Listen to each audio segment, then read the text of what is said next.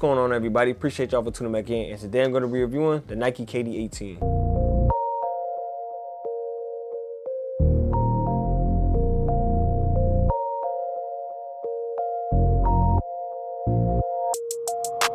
Phone started jumping. One cool thing about the KD shoe line for my channel, the KD shoe line always gives me the biggest amount of views that I get on my channel. And it started back from the KD14s. I think that was like 14,000, 12,000 views. I can't really remember, but I had a really good amount of views on that. And then all the other KD shoes that I review get really good amount of views after that as well. So I'm expecting these to do the exact same thing. And it turns out a lot of you guys like watching KD. So I definitely got to bring you guys as many KDs as I possibly can. Enough talking, I'm going to go ahead and get started with the shoe review. Starting us off, I'll talk about the sizing and the price. And the sizing, I can recommend that you guys go your true to size. If you guys are wide footers, I would say you guys go up half a size just for that spacing around the size of your feet. And these shoes do cut a bit narrow. So if you're like me, you can go ahead and wear your true to size because your toe is going to have about that much space from the toe box. It's not going to hit it on dribble pull-ups or stop on the dimes or Euro step moves, whatever the case may be. Your toe isn't going to hit the toe box, which is really good. And like I mentioned earlier, for wide footers, it does look like a wider shoe. It's wider than the previous KDs, but if you guys want a little bit more extra space, you guys can go ahead and go up half a size, just, you know what I'm saying, for that little bit of extra space. The pricing for the KD18 is going to be that standard KD price at $160. Moving on to the style, the Nike KD18,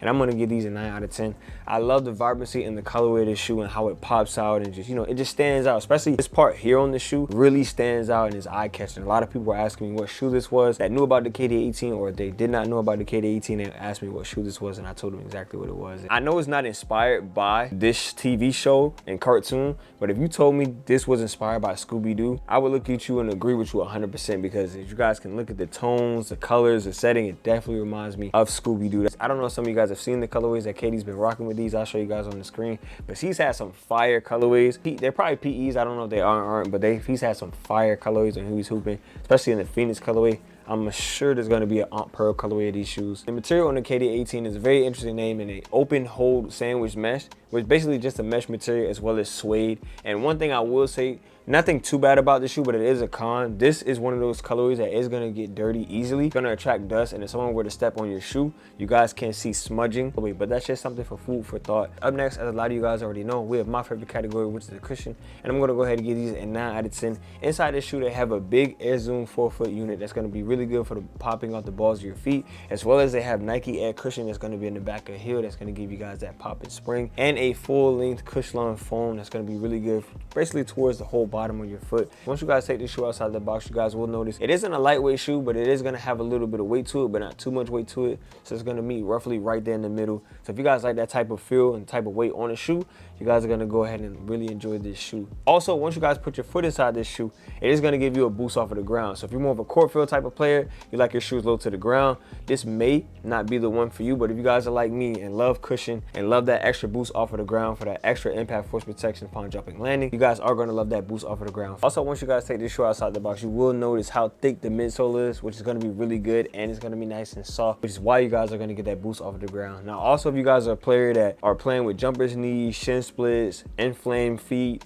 sensitive feet, ankles, sore ankles and stuff like that, I get it. Trust me, I understand. I hoop through injuries sometimes myself. This cushion setup is definitely going to help you guys. It's not going to stop it from happening or take the pain away or anything like that, but it's going to do a good job of fighting against it. Yeah, like I said, so if you guys have jumpers, knees, shin splits, or something that's going down with your legs, and you guys want a cushion setup that's going to be really good for you with impact force protection upon jumping and landing, you guys can go ahead and look to these KD18s. Cushion for the KD18 on feet, I felt great in. I felt great at attacking the basket, dunking, playing defense, rebounding. So no matter your game, no matter your play style, this cushion setup is going to be one that's going to benefit all around games. But this type of cushion setup, this thick, nice type of cushion setup, is something that you guys would like to hoop with outside. Moving on to the traction pattern of the KD18, and I'm going to give these a 7.5 out of 10. You guys are going to hear a decent amount of squeaking here and there.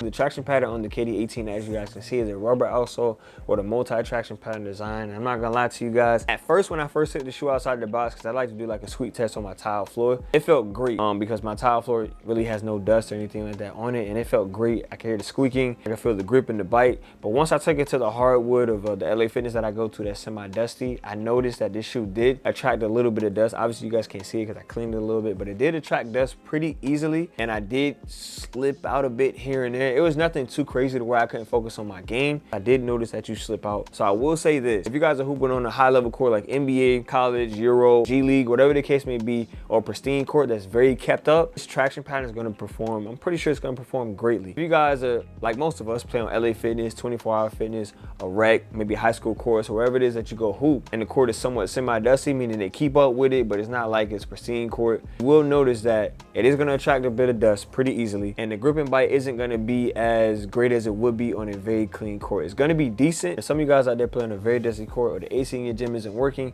I would tell you guys to not hoop in this shoe. I would not recommend it. Also, I wouldn't recommend that you hoop this outside. One, because the grooves aren't strong enough. So if you guys were to hoop in this consistently outside, I would give you guys like 3 months before the shoe traction pattern starts to weather away. And also on a very dusty court, it's gonna attract the dust already, and you guys are just gonna be slipping and sliding all around the court. And it's kind of a little bit disappointing with the KDs, because the KD17 traction pattern was a good one. The KD16 wasn't a good one because that was a translucent outsole. And this one isn't a translucent, it's more rubber. But I think dust is really the process of elimination that's gonna make it to where it's gonna be a good shoe or a bad shoe. Grip and bite on this, like I said, it's decent. It's not bad or anything like that, but you won't be able to play at your max confidence that you normally would. So like if I were to hoop in this, like I'm normally attacking the basket, so I'm always running and jumping and just being very aggressive. In this shoe, I would kind of hold back my aggression and play more of like a dribble pull-up or catch and shoot type of guy. If I'm able to attack downhill and go past my man, I probably wouldn't do it because I don't have the utmost confidence inside this shoe. And if I want to do certain dribble moves and certain movesets, I might not want to do those just because I don't have that confidence. So in my honest opinion, the play side that I feel like this shoe doesn't benefit the best is shifty players. So if you like Kyrie, Darius Garland, just name a few, if you have game like that, this traction pattern isn't going to be the one that's going to resonate with you. But if you have more like a KD game, score and stuff like that, the traction pattern is going to benefit you. And last on the list, we have the support of the KD18, and I'm going to give these an 8 out of 10. Inside this shoe, you guys are going to get a good amount of padding around the ankle bone and Achilles heel, as well as inside the tongue. One thing I did notice about the KD line, that's in some previous models, I feel like the shoe is built more towards standard feet people, but it is wide footed friendly when you guys are trying to insert your foot, because when I was trying to insert my foot, I did notice I had a good amount of space around that ankle, and then when I tie the shoe to the tightest as it possibly can be, it then does a pretty good job of hugging around and give you that snuggability around the ankle. And I think previous models that date back from like the 14 and lower, those were built more towards standard foot type of people. I think now he's starting to make a shoe that's standard foot but wide footed friendly. So that's why I would tell you guys, if you are wide footed, you guys can go up half a size, because it is going to give you guys that nice security around the ankle. So for me, I feel like the KD line past the 15s have done an even better job of deciding to go away from that little hump on the back of the heel to more of a straight back. It has a little bit of something, but not too much to where your foot is always going to slide in and out. And that's the issue I had when I had the KD15s. My foot wouldn't want to stay in place even when I tied the shoe to the tightest. Now when I tie the shoe to the tightest, my ankle is going to stay in place how I wanted it. And I think that most shoes should start to go this straight back route. That's why I was telling you guys before, the straight back method for a heel, which is why I like the support category of this shoe. You guys are going to get that confidence to play in. It's going to give you that good snuggability, and it's going to give you a really good, a good padding around the ankle bone and Achilles heel. And ending it off with the ranking of the KD18, I'm going to give these a B. Now, in my honest opinion, if the traction was a little bit better, these could have, maximum, I believe they could have been an A minus. Minimum, I wouldn't have had these going under a B, just because the traction pattern isn't bad. But I do notice on the semi-dusty court, you're not going to get the best type of feeling and best type of confidence. And most of us, like I always tell you guys, hoop at LA Fitness, YMCAs, or Recs, wherever you hoop. And sometimes the courts aren't always kept up as they would be like on an NBA floor. That's going to go ahead and be the end of this video. As always, I appreciate you guys for tuning in, liking, commenting, subscribing, doing my community polls, even though I got to do some more. Liking my videos on IG, TikTok, Shorts, wherever you guys can find me. Message me down in the comments. I always appreciate you guys for tuning in, showing me that love and support. I'm going to keep rambling on. I'm going to have Chauncey send this out, and I'm going to see you guys on the next one. Got anything you want to add to it, Chauncey? What? That's your end intro? Yeah, just the end intro. Thank you for guys watching today's video. See you next in today's video. Bye.